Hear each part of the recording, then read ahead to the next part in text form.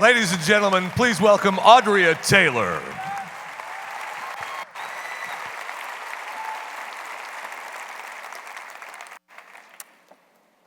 Before we were formed in the womb, we were known. Before we were born, we were set apart for a purpose and a calling.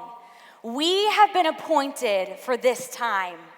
Here we are at this remarkable time in the history of our nation, watching before our eyes the moral and spiritual destruction of a culture once solidly grounded on the truth of God's word. Many of you have wondered about my generation. Ronald Reagan said freedom is never more than one generation away from extinction, and many of you believe that mine is that generation. Well, I don't believe that. Because God called me to my generation, and He is calling others too. You must know the heart of my generation. We are not political, but we still care. We volunteer more than any previous generation at our age. And I believe that when we are presented with the contrast of good versus evil, millennials will choose good.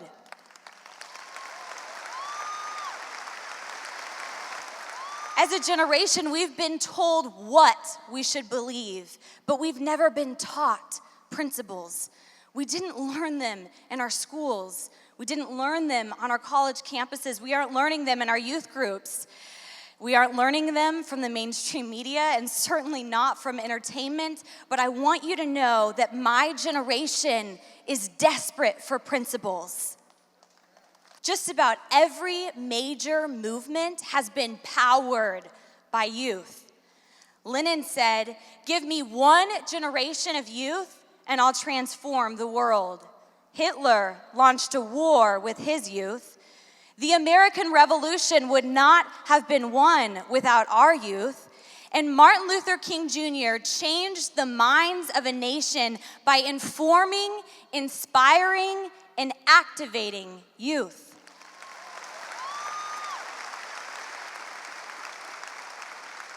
Reverend King once said that if God had given him the opportunity to live at any time in the history of the world, he would still have chosen to live when he did. Reverend King knew his calling, and he answered it boldly and courageously.